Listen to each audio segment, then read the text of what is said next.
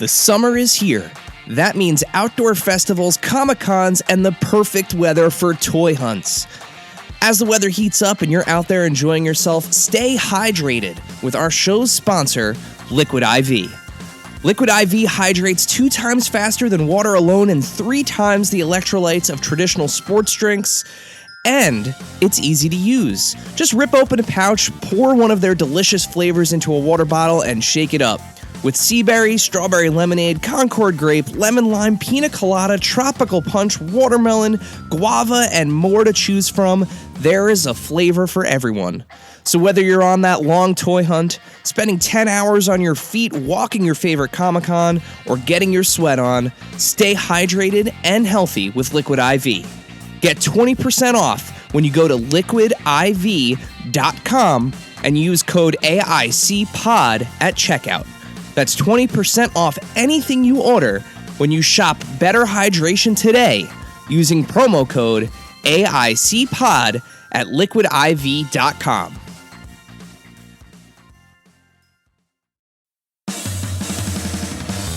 Are you ready, kids? Get your parents' permission, check your mailbox, and grab your shopping cart. It's time for the Adventures in Collecting podcast. I'm Eric. And I'm Dave. Welcome to Adventures in Collecting, where we talk toy news, culture, and hauls, along with our journeys as collectors. Hello, everybody, and welcome back to Adventures in Collecting. What you're about to hear is a G.I. Joe Roundtable. Dave had the opportunity to sit down with Lenny and Emily, of course, friends of the pod and returning guests, along with a bunch of other toy bloggers and journalists from around the toy community to talk all things G.I. Joe. The questions you're about to hear that Dave asks are all submitted from you, our listeners and followers. So, when we have opportunities like this, we always like to make sure we open the door for our listeners and followers to participate.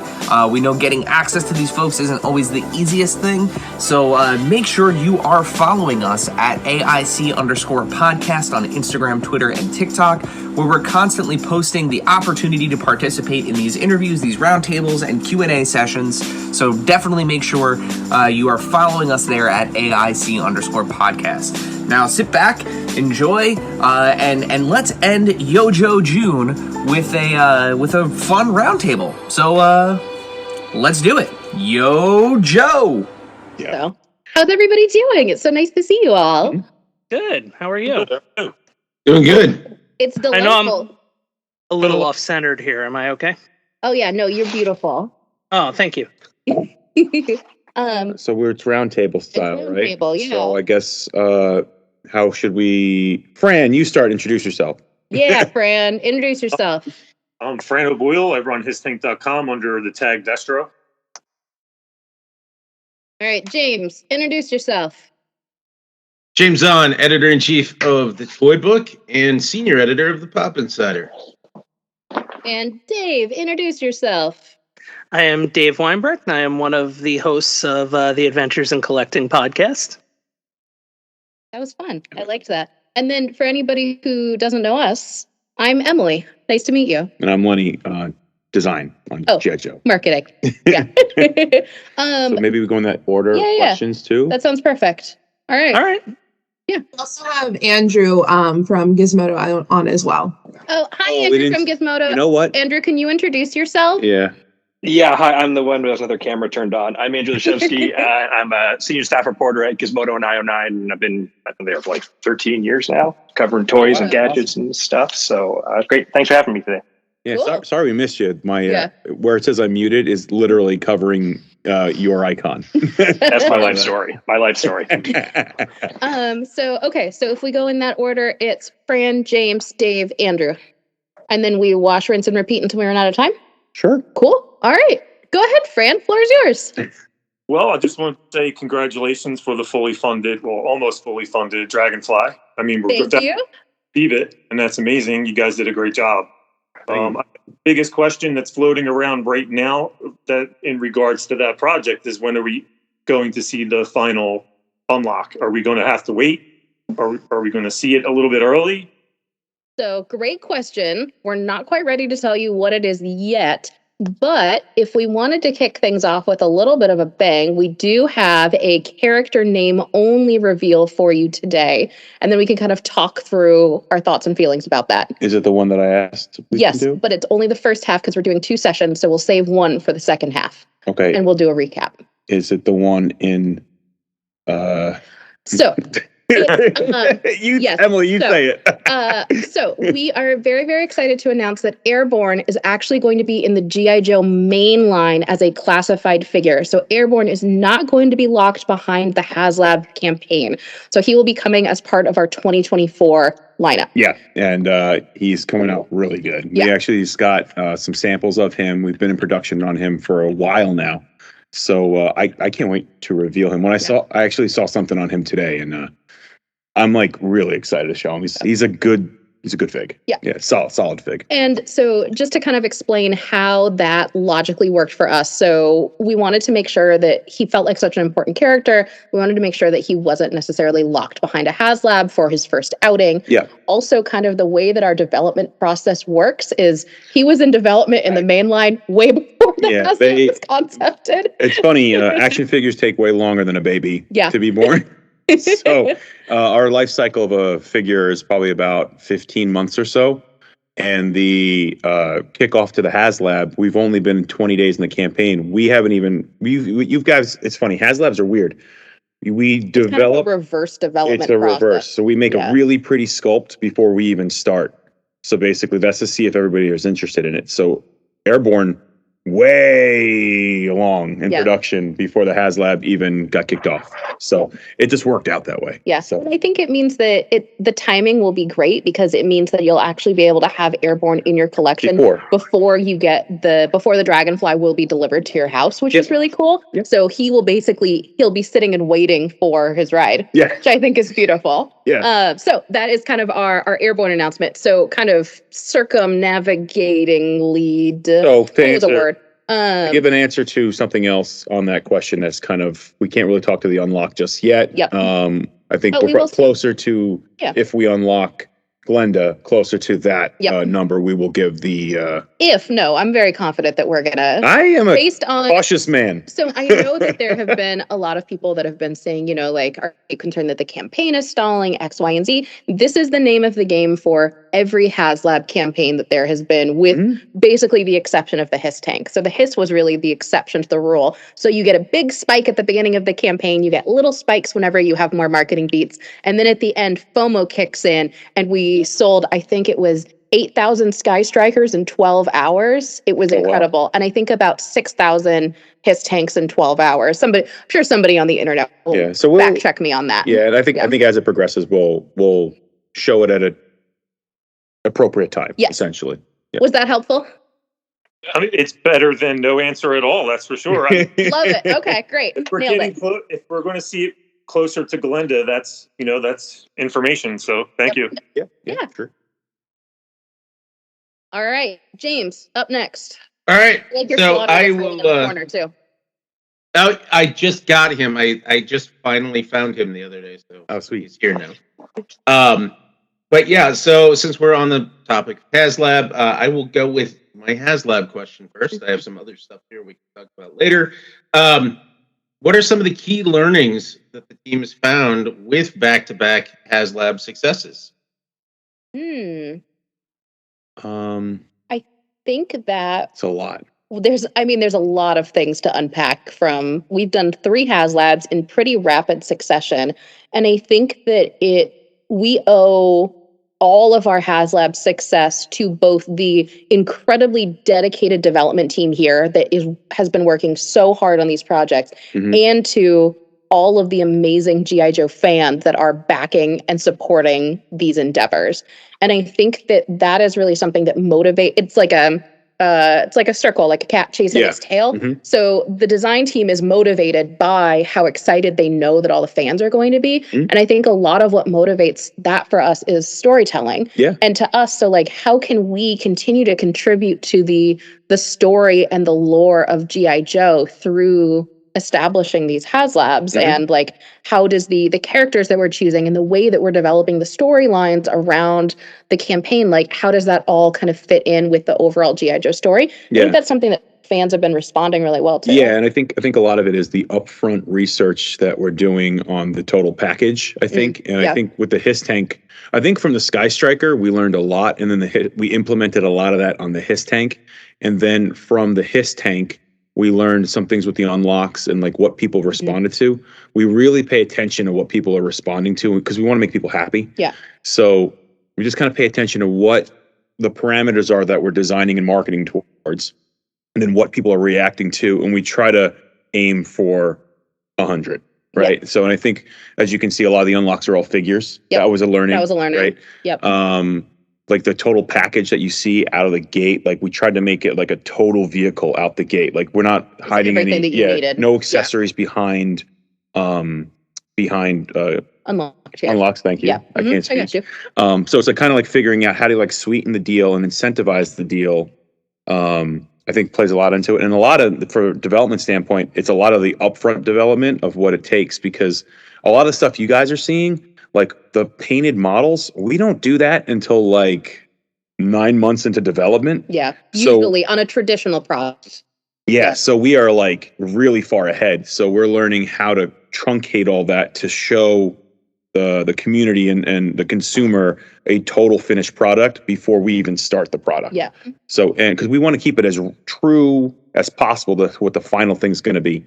So it's a lot of like, how do you show a really, really, really good breadboard or digital model, as well as how do you pay attention to what people are really going to get excited about so that we do have a successful campaign. Because at the end of the day, it's what we're shooting for. We want these things to fun, and we want to get all the unlocks because they're super fun, because we want to make them. Like the fact that Ripcord got unlocked so quickly, I get to make all that flight gear. I'm so excited about it. So hopefully we'll get everything to you guys within the 15-month or 20-month cycle that we're on. 16 to 18. 16 to 18. For HasLabs. Yep. And then I think that it's also been really cool, kind of our cadence is we do everything digitally. And then usually about 2 weeks before campaign kickoff, our gray model arrives. And so finally we get to really see what this thing looks like in real life, which means that for the Joe campaigns, we can't speak for necessarily the other campaigns, but it's really important to us that we launch with those full color digital renders, and we always caveat with it's this or something better,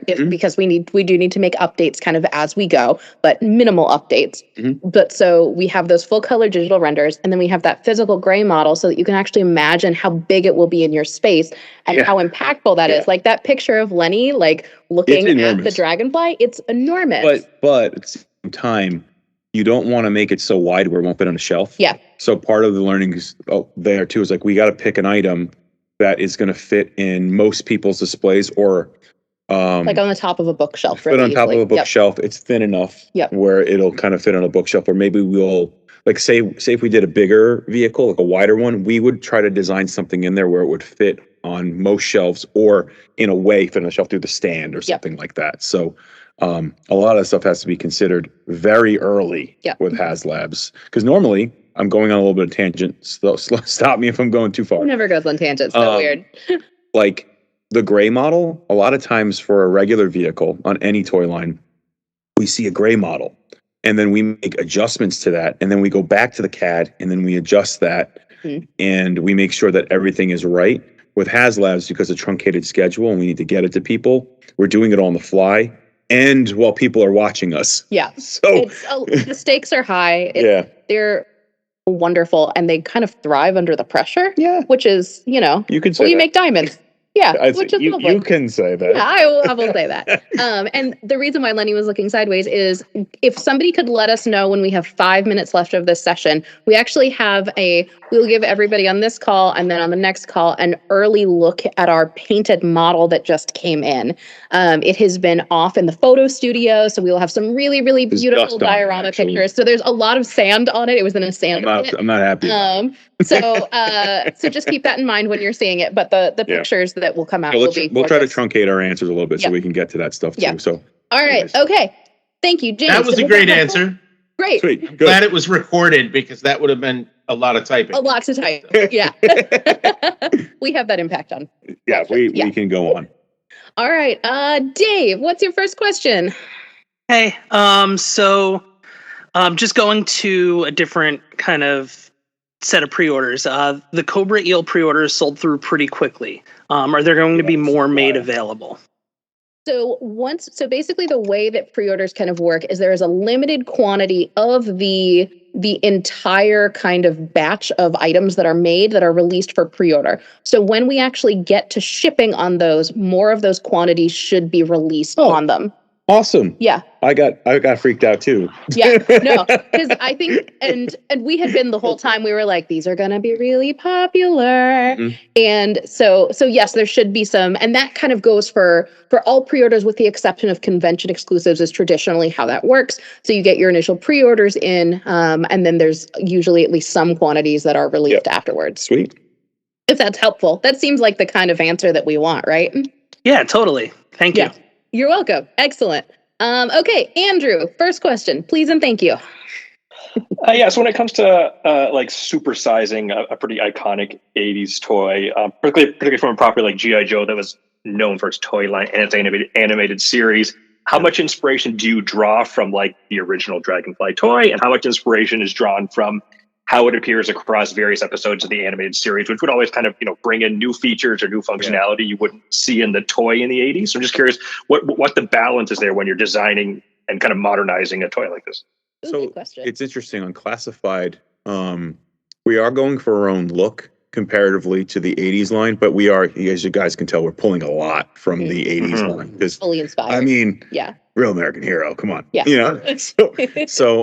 But we actually pulled my Dragonfly toy, and we looked at the proportions, and we looked at the gait of the of the skis on the bottom, or the skiffs on the bottom. Looked at the angle that it kind of the angle of its aggression, essentially, of how the line or the silhouette is. So we really focused on the silhouette, and then with the Dragonfly in particular. At first, we were going to try to keep it more angular, like the original toy, where it's very cut. You can tell the designer back in the day cut it out of foam, maybe kit bashed together old toys and stuff like that. So we try to stay in the realm of the spirit of what the original toy was. And a lot of Classified is pulled from Real American Hero toy line. So we look at the toy first, then we update the toy, not the cartoon. And then, so with the Dragonfly, we did some drawings, did some quick sketches, and we even went to be a little more smooth, so look a little more modern, but it actually was looking too sci-fi. So then we kind of met in the middle, essentially, and we looked at real assault helicopters and how they are designed and how their pop rivets are put in. So what we're trying to do from a toy standpoint is keep the silhouette and keep the vibe, but from what Classified brings in is that bit of realism and detail that we couldn't mold in the 80s. So what we're doing is we're adding that realism, we're adding the detailing, we're adding the pop rivets, we're adding the scribe lines that we couldn't get before. So I don't think there's really a percentage. It's more of like a vibe. And as you guys can see with some of the images with some of the color on it, how Mark added all this really cool blackout paint for glare, because some helicopters have that on there, and some military vehicles have the blackout on the roof, so there's no glare. So we added a lot of details like that because we do want to put the Classified spin on it that pushes it into the little bit more extreme feel than what the Real American Hero line had. And there were some extreme looking Real American Hero vehicles and figures, but in Classified, we have a particular aggression to the look. We wanted to get it there. But at the same time, it needs to feel like the classic Dragonfly. Kind of like we did the Hiss Tank. Yeah. The Hiss Tank, we elongated the nose. We made the angle a little more aggressive. The treads are a little longer. As you guys remember, the old Hiss Tank was a little more boxy. Trying to make it, for lack of a better word, more sexy in its feel. So, and I feel like that's kind of the approach that's really taken with everything in Classified series. We have the retro version, and then all the way on the other end, you have like a really super futuristic sci-fi version. And I feel like everything that we have found that fans have really loved is somewhere in the middle of that. Yeah, which I think it's funny in meetings we've been doing our what's next? What's the future, and our future planning for the line. And it's one of the things we try to look at is if we are a production a design house doing it for a movie, what would we do? How would we realize it? Like a production designer, essentially. And it's super fun to do with the toy know-how that Hasbro's had, especially on action figures for the past 40, 60 years. I think that. Yeah, that was a good rambling answer. Yeah. Yeah. Thank you. Thank you. You're welcome. All right, Fran, second question, please, and thank you. The very important one, because I know it's the classified piece that I've been waiting for the most. So is there an update when we'll actually be shipped our HISS tanks? When are we going to get those in hand?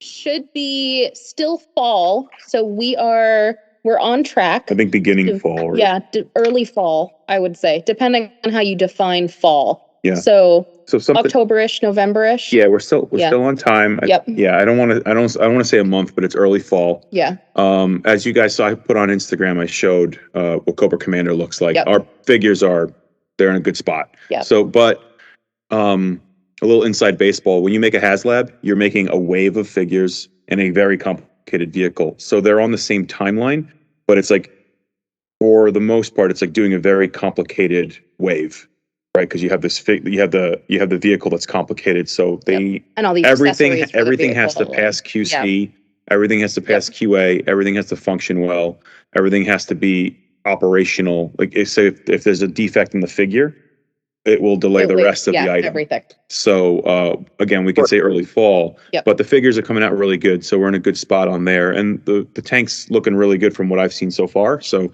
we're on track. And I think that it's really important to us that it is, as with learnings from the Sky Striker, we have really taken a lot of leaps and bounds forward to make sure that what you get is the best possible product that you can. Cross the I's and dot the T's. Exactly. we know that there were. I'd rather wait and have it perfect than have it, get it 3-4 weeks, 2 months ahead of time and it not be perfect. So exactly. And it's kind of our stance on HasLabs too. We're just all excited to get that in hand. That's an important piece. Yeah, me too. I keep on telling my mom it's going to be the centerpiece at Christmas. So I wonder if I could do. Oh yeah, that'd be really nice. I like that idea. Right in front of the antipasto. Yep. Put some flowers in the turn. Yeah. Gorgeous. Love it. Fabulous. Thanks, Fran. And now, a word from our sponsors.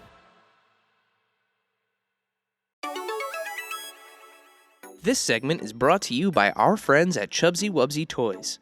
A traditional mom-and-pop toy store in Little Falls, New Jersey, Chubsy Wubsy Toys brings you the best new toys from the brands you love without the hassle of pounding the pavement searching for them at larger retail stores. Visit them in person at their brand new home at 101 Newark Pompton Turnpike, Suite 1 in Little Falls, New Jersey, or online at chubsywubsy.com. That's CHUBZYWUBZZY.com. And tell them Adventures in Collecting sent you. Rewind and press play on your VHS collection with CGC. CGC is excited to announce our newest collectible vertical, CGC Home Video. As a division dedicated to authenticating and grading your VHS collection, our experts are ready to help you encapsulate your favorite video cassettes. Don't settle for static on the screen. Submit today at cgcgrading.com. That's cgcgrading.com. Face it, shaker bottles suck. Your shakes always come out clumpy and they're a pain to clean. You're right, Dave. That's why I decided to ditch my shaker bottle for good and get myself a BlendJet 2 portable blender. It makes perfectly blended shakes in just 20 seconds. BlendJet 2 is portable, so you can blend up a smoothie at work, a protein shake at the gym, or even a margarita on the beach. It's small enough to fit in a cup holder, but powerful enough to blast through tough ingredients like ice and frozen fruit with ease. BlendJet 2 is whisper quiet, so you can make your morning smoothie without waking up the whole house. It lasts for over 15 blends and recharges quickly via USB-C. Best of all, BlendJet 2 cleans itself. Just blend water with a drop of soap and you're good to go. With an array of colors, patterns, or even Disney-inspired designs to choose from, show off your personality while you're blending up something delicious on the go. What are you waiting for? Go to blendjet.com and grab yours today. And be sure to use the promo code AICPOD12 to get 12% off your order and free 2-day shipping. No other portable blender on the market comes close to the quality, power, and innovation of the BlendJet 2. They guarantee you'll love it or your money back. Blend anytime, anywhere with the BlendJet 2 portable blender. Go to blendjet.com and use the code AICPOD12 to get 12% off your order and free 2-day shipping. Shop today to get the best deal ever. And now, back to the show. All right, James, you're up. All right, I'm going to go with the more business end of things now and ask, do you have any updates to how G.I. Joe is being handled at retail, specifically kind of the split between the mass retail and the specialty market, and what the outlook is for growing that in 2024? Ooh, good question. So I feel like we have gotten positive feedback from all of our retail partners about the success of classified dairies, which is really, really complimentary for us because it is, a 6-inch action figure line among many of the 6-inch action figure lines that exist in the world. And there isn't really like current entertainment that it's supporting. Yes, so it kind of exists from our imaginations, which is beautiful and really exciting. And there's something that it's tapping into, I think, whether for you it is the characters, whether it's the detail of the figures, whether it's all the stuff that they come with for the world building, there is something that is connecting with fans that we are truly, truly humbled by. Yeah. Yes. And that it's also connecting with retailers, which is lovely and flattering, and we are delighted by.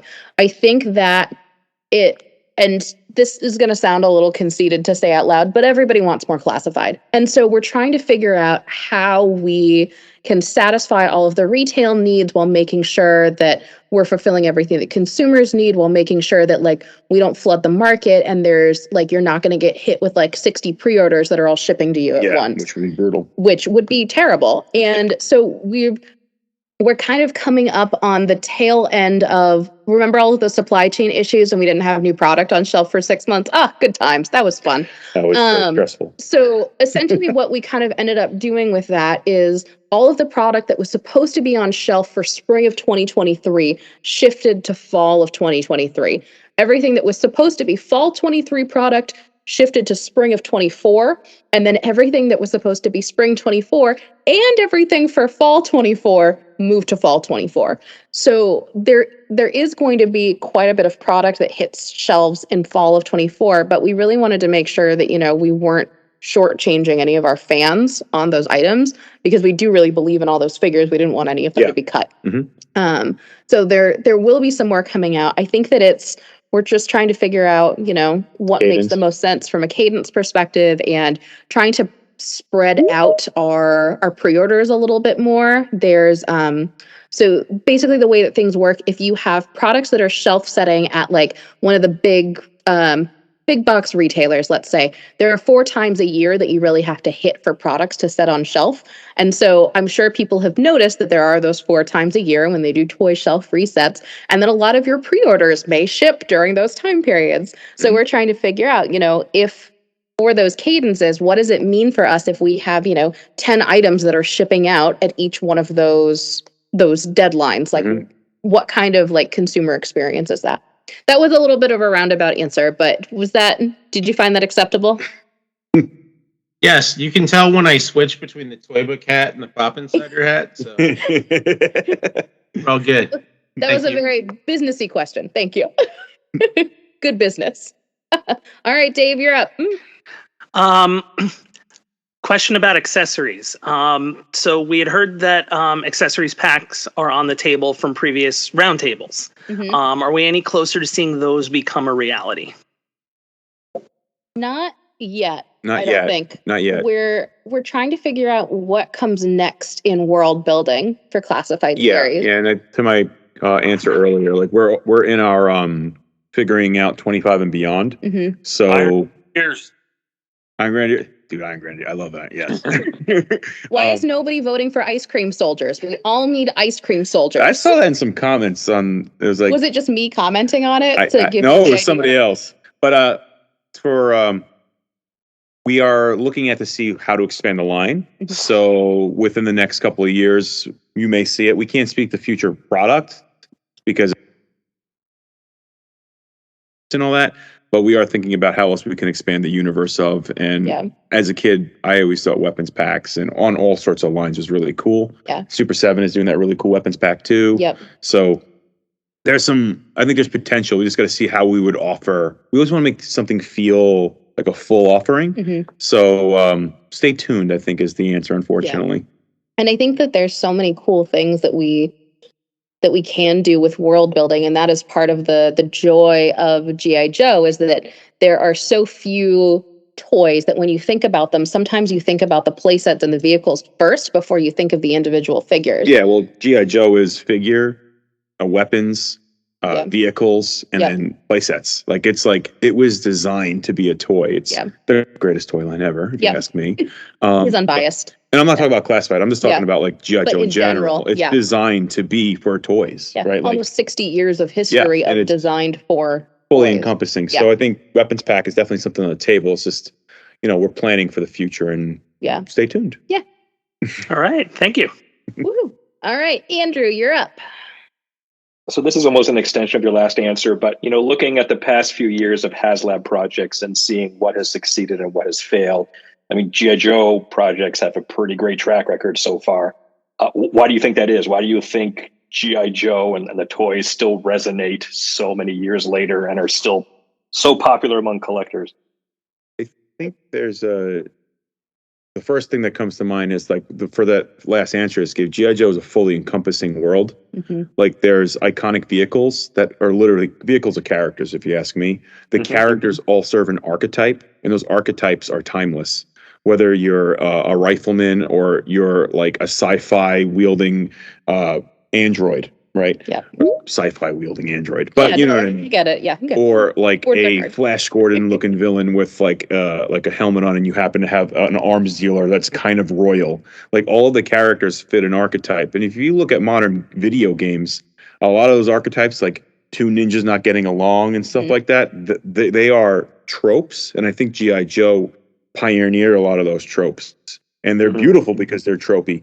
And I think that's what is helping G.I. Joe a lot, is that like it kind of resonates no matter what generation of Joe you grew up with. Like my father-in-law was the 12-inch Joe, and he's always like, you got to remake this. And it's like, it's like, yes, we do. Yeah. Well, but like, and then, but you then talk to my brother, and my brother's like, you got to remake this character. And it's like, there's a different, it's hit on all these different levels. Or but like I think if you were a 90s kid or a 2000s kid. And they always had they always kept archetypal, and I think that's what makes them strong. And even in the vehicles, like a jet is awesome no matter what jet it is, or a tank, or like some sort of submarine, or an amphibious vehicle. Things like that are rad. So I think that's what it is at the end of the day. I think we also have the advantage of, this is a new toy line. You haven't been able to get G.I. Joe in 6-inch figures before. Yeah, this line is less than 5 years old. And so I do want to give a shout out to everybody at the company that has worked on HasLabs, whether or not their campaigns have succeeded, because an incredible amount of work goes into these, and they are kind of all consuming for our lives in the lead up to, in the campaign, in the fulfillment of, for the development. And so I think that it's an incredible accomplishment, but that there is that element of newness, where one of our advantages is that we didn't burn through, isn't the right way to phrase it, but the line hadn't been large enough to get to some of these outside of a HasLab format. Yeah. So like, this is new and it's novel. And it's something that you've never seen before for G.I. Joe. I also think they complete the collection. Yeah. Right? Like, it's storytelling. If you're going to have a military sci-fi toy line, you kind of need your tanks and your jets and your helicopters to kind of set the mood, especially for setting the mood on your shelf. Like, I like to set the mood on my collection shelves, but like I like to make sure that it feels like the vibe, because you're going for that vibe in your collection room or wherever you keep your collectibles. So I think they're almost like centerpieces, in a weird way. And it's how we kind of handle them too. So I think that helps out a lot. Yeah. Cool. Thank you. All right. And just for a time check, how long do we have for this session? We are here till 11:30. Well, PT my time, which is. I was going to say, that's like a really long time away. That was like 8 hours from now. So great. So we have another 22 minutes. Okay, sorry. We'll try to be quicker with the answers. Yeah. I know you guys have questions. Sorry. All right. Next round. Fran, you're up. So the Dreadnoks have been listed as name-only reveal for some time now. I was hoping that we were going to see them in Yojo June. Is that still a possibility? Are we going to see renders for those figures? So we actually didn't do any other render reveals for Yojo June, but stay tuned because we will be doing some render reveals at San Diego Comic-Con. So the G.I. Joe panel will return to San Diego Comic-Con this year. We will be doing more name-only reveals, digital reveals, and we will be launching a couple of non-convention exclusive pre-orders. Sweet. And then there will be more in the lead up to San Diego Comic-Con, just in case you're like, wow, there have been a lot of classified figures this month. Great news. More coming in July. So just in case you were like, gosh, I missed them already. We have more to show. That's and awesome. there's more that are launching tomorrow. So, oh, that's right. Yeah. So we have, so we're wrapping up Yojo June tomorrow. So we have more figures that are launching. Special guest for our show for tomorrow. Yep. So that should be fun too. Yeah. Right? Emily has to pull me out of my day-to-day to like present the product. So I forget when when things go live. When things go live, because I'm in it, you know? So. That's why he keeps me around. I keep us on track. Remember all the dates. Remember where the pre-orders are launching. Yeah, that's why she says the pre-order dates and all that. Yep. I will talk about that once. No, I'll crumble. I'll just talk about the toy. We did a D&D one once, and Kevin, who was on it, I was like, so Kevin, what time does the pre-order launch? And he's like, 1:30. I'm like, oh, so close. We were live and we couldn't cut it. Oh no. It was great. So I loved it. You should do it from always. So yes. But soon. We will show them soon. And I'm excited to show them because we're really far along on them too. Yeah. So they're pretty crazy looking. Yeah. So. That's and great. I think that we're really excited for San Diego this year, and more to kind of come and what the Hasbro activation will be on that. But I think it'll be a lot of fun. Sweet.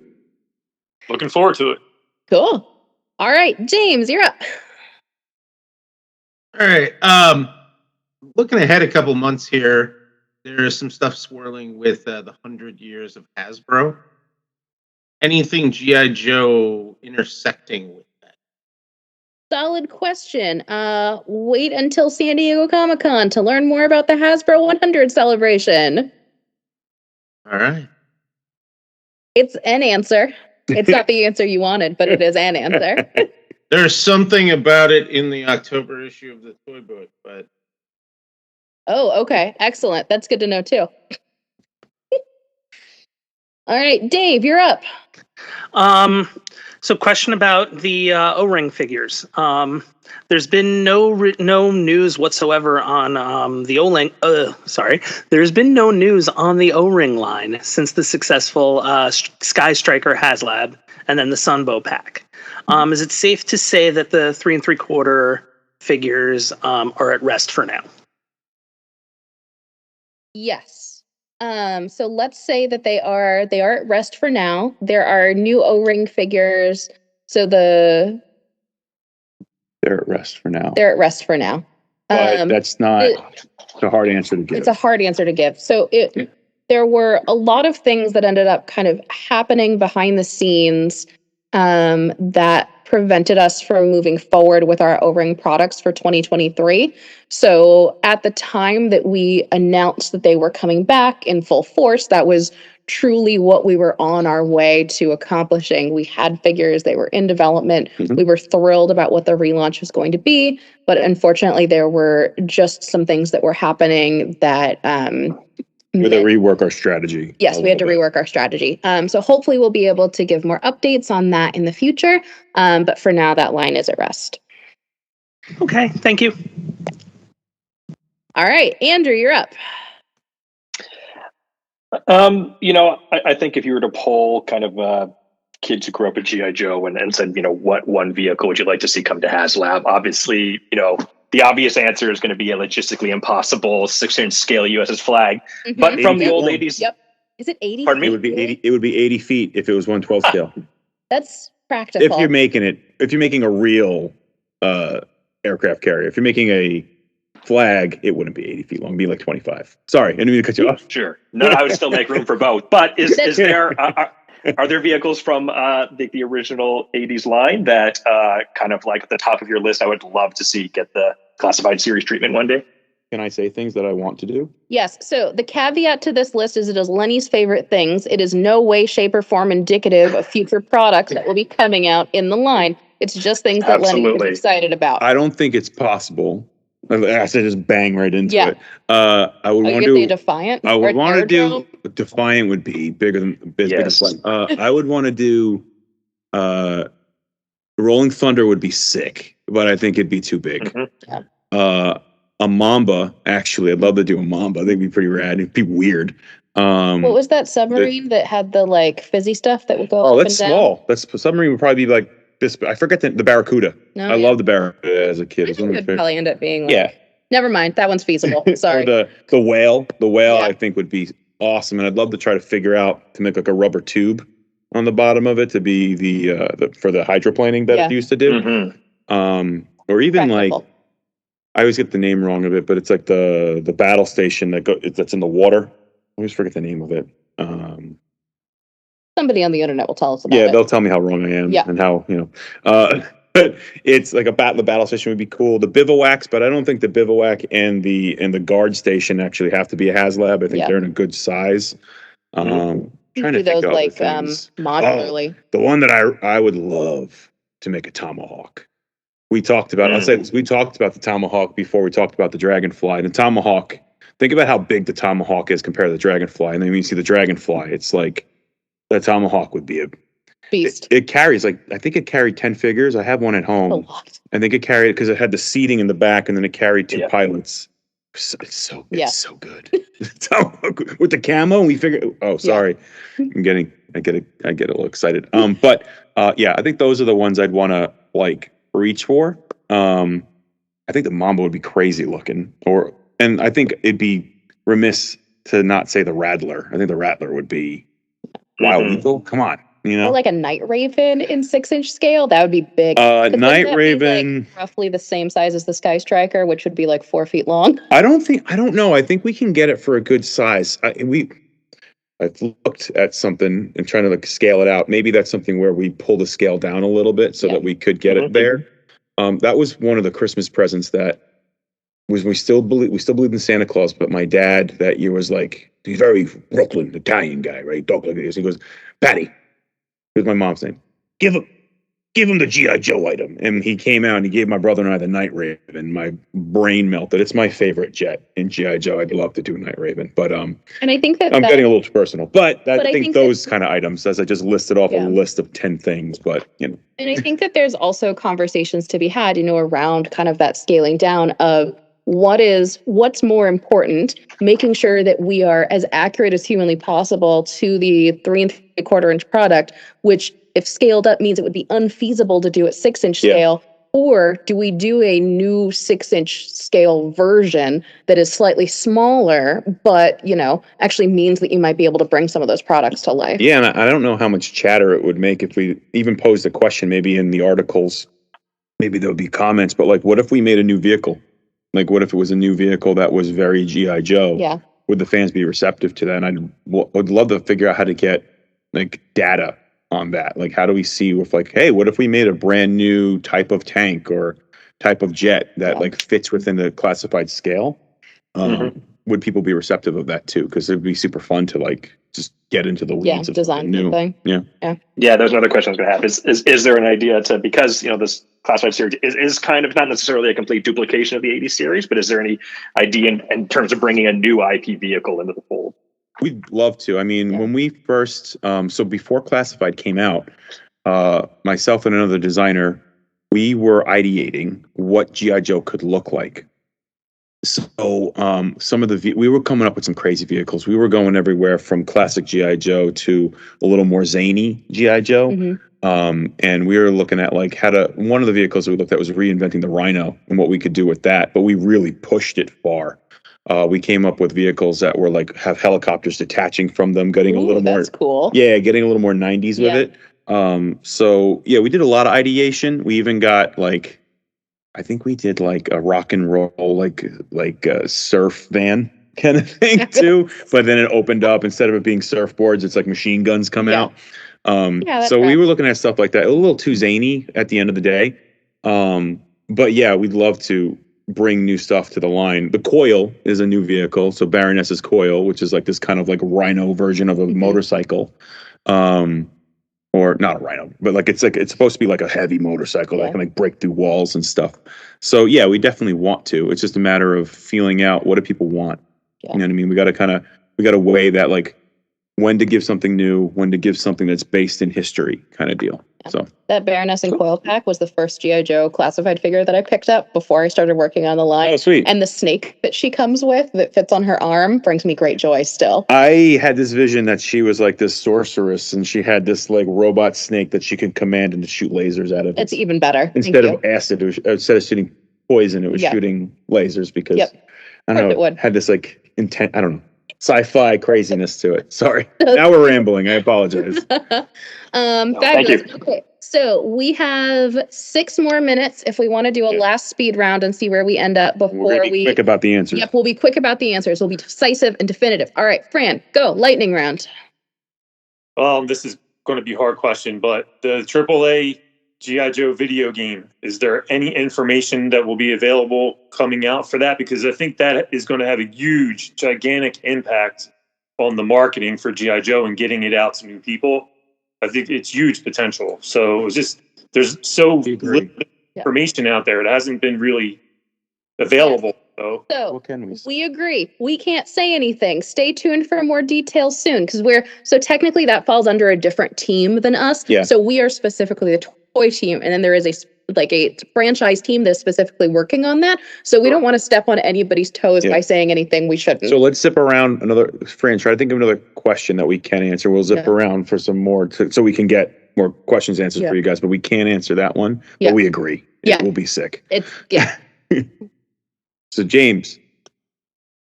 All right. So buzzed about thing this month. G.I. Joe teased in Transformers, as evident by the new film coming out. We've seen the 3 3/4 collabs, 6-inch. Something happening there? Great news. We also can't comment on that, but we're excited about what may or may not happen in the future. We have seen the movie. We'd love to do something, but we can't speak to the future products. Yeah. These are not the answers to give. No, these are not. I'm so sorry. No, these are the perfect speed round questions for the end. Yeah. Throwaway. Dave, what's up? What do you got? All right, give us one more that we can say we can't answer about. Don't know if they'll fit in like that, but like the Sergeant Slaughter release from last year, is there any opportunity in the future for figures to come packed with more alternate hands like fists or saluting hands? Yes. Yes. Great news. That was an easy one. I'm on it. Stay tuned for the future. Getting yelled at costume, right. Yes. Yeah. Great. That was an easy one. All right. Awesome, Andrew, but thank you. Speed round. Andrew's tapped out. I'm happy to pass to someone else. Hot dog. Who has another speed round? Fran, you want to try again? I don't really have much. You guys went over so many things. I'm quite honest with you. We were comprehensive. Anybody else? We still have like 2 more questions or 2 more minutes. We sped through those. You're supposed to show them. Oh yeah, no, I scheduled that into the time block, so it's like 3 more minutes. Okay. No, we don't swear on this. This is wholesome family entertainment. They bleep it with like a Cobra. I mean, they would. I've been asking them to do that. Anyway, sorry, Fran, you were saying. Nunchuck figure that's been out there. It's been floating around that we're going to get nunchuck. Is that something you guys can speak on? We cannot comment on future figure releases, but if I were you, I'd sure hang out and figure out what pre-orders are launching tomorrow. Okay. You want to show them the helicopter early? I got one more. Yeah, what's up, bud? Go for it. So with plastic packaging making its return, will we continue to see the retro carded releases at Walmart or other retailers? Great news. We can't really comment on upcoming figure releases, but we really like that line. We really like that line, and we think that it's really important that it's perhaps available to more people and that we continue to kind of push the characters that are included perhaps in a line like that, if maybe that was something we wanted to keep doing in the future. Yes. How's that? All right, thank you. That works. Cool. James, you got one last one before we grab our baby? Yeah, just random thing. the old exclusives, the Serpentor and the Dr. Mindbender, are those going to become available again, or are they just going to forever be sold out? They were Comic-Con and PulseCon exclusives, so they were single runs. So we actually can't rerun those items. So that was it for them. Which we're glad that so many people liked them. Yeah. It was we did, I believe, by the end, because we. Can you say a number? No, we can't say a number. But we ended up doing 4 times more of each of. So we did the same number. For both Mindbender and Serpentor, because we assumed people would want both of them. And it was 4 times as many as we did for Zartan the year before for PulseCon. Yeah, and I would actually put a question out there. So items like that, especially like Dr. Mindbender, characters that have been in mainline and all that, and this is not like we will do it, but it'd be interesting to get feedback to be like, would you guys want to see those in other iterations, colorways, different offerings, things like that? It wouldn't necessarily come with the same packaging. Yeah, it wouldn't be what they were. We would definitely offer it in a new refresh, essentially. So it'd be great to see if the fans want to see that stuff refreshed in a different way. Same molds. Absolutely. Put out Mindbender with the Cobra symbol on the cape. That's enough to change up the air alone. Yeah. Cool. Awesome. All right. Show them the dragonfly. Yeah. All right. It's a little dusty because our photographer gets silly with it. Wait until you see the pictures, though. They are absolutely gorgeous. I think that you're really gonna like them when they. How should I bring it out? Do you want to hand? Do you want to hand I'm it? gonna take them off the. Yep. Do you want me to give me a hand? I got them. You got them. That's you guys see? Here, I'll hold them up. Oh yes. Yeah. So. Yeah. The button. I don't know if you guys can see the button so well on the videos, but that's the button that activates all the lights. I think you can kind of see them in there. Yep. The gels are not final. They're going to be separate of each other. He'll have a gunner gel. We call them gels because it's it illuminates and makes the graphic in there. I think it's like a term for like video editing. But anyway, so the screens on both will be different. You guys saw most of the HasLab video. We're showing you how they work. Oh, and here's a very early look at one of them. Oh. The Actually, I'm gonna hold this open. Steel Core Troop Builders. Yeah. Oh yeah, they know about these. No, they haven't seen the actual figures yet. Well, you get the guys see that. Yeah. You guys can see the Steel Core for you. figures there first. you go. And Wild Bill in there. Can you guys see it? I don't want to bust the model. We got to be careful with this. But. So just to clarify, the Troop Builder that's in the front seat is part of the Steel Core pack that's going to be coming out soon. Yeah. And then if you want to turn back towards me, you guys can see inside the flip down, inside the gunner stations, like the machine guns are in there as well. The rounds, deco's looking really cool. Still making, it'll probably get touched up again before we show it to the public, just because. It'll certainly get dusted. Yeah, our photographer, the scene you're going to see then when we do reveal it's beautiful. Is like can I tell them what kind of scene? Yeah. It's a desert scene. So there's a lot of dust on the model right now because there's a lot of dust flowing around. He was using the compressed air to make explosions and stuff like that. Matt, we have 3 Matts on the team. So Matt C had a blast doing it, and it shows. Yeah. But the items coming out that he doesn't enjoy photographing all of our items. I wonder he's been stuck on G.I. Joe photography for like a month at this point. He's having a great time. So if you guys can see this, all the pop riveting we were talking about, like a lot of aviation, where it's like thousands of pop rivets all over the thing. So let me know if you're getting dizzy if I'm moving this around too much. But we're pretty excited about it. So photos should be out sometime in the next week and a half or so, as soon as they come back from being edited. But they're beautiful. We're thrilled. Yeah. It's really nice. It's also like, it's enormous. I'm going to take it. Yes. All right. So that was your sneak peek. I hope that you felt like this was worthwhile. And does anybody have any follow-up questions after they've seen our friend? Do you want to just set it down flat on the table, Lenny? Yeah. Because we're going to have to do it again? Yeah, we're going to get it. Okay. No follow-ups? Going once? It doesn't have a mechanism like on the side like the old one to spin the propellers, right? It does. So there's a mechanism. It's a secondary part that goes on the bottom of the wing on the side. It's a winch. So you can hook the winch onto figures. And something else that maybe you guys can add in the description of it is with the Glenda figure, we're including a harness that'll fit male and female figures. Yep. So that harness gets connected to the winch that comes from the helicopter. So you could suspend figures up and down from it, and it should be able to winch them up and down. So pretty cool. Awesome. All right. Thank you, everybody, for joining us. It was lovely to see you all, and we really, really appreciate you taking the time to hang out. Thank you for your time. That was awesome. That was a lot of fun. Sweet. Thanks, guys. Thank you very much. Have a great afternoon. Bye, everybody. Take care, everybody. Bye. Thank you, dear listener, for hanging out with us today. Subscribe, rate, and review us wherever you listen, and then tell your friends to do it. Thanks also to Joe Azari, the golden voice behind our intro. Our music is Game Boy Horror by the Zombie Dandies.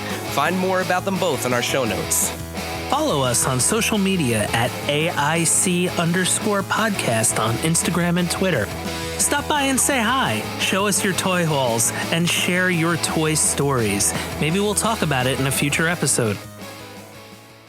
Don't try this at home. Void where prohibited and some assembly required. Each sold separately, not a flying toy. Consult a physician if your toy run exceeds more than 4 hours. This has been a non-productive media presentation. Executive producer Frank Hablawi. This program and many others like it on the Non-Productive Network is distributed under a Creative Commons Attribution Non-Commercial No Derivatives license. Please share it, but ask before trying to change it or sell it. For more information, visit non-productive.com.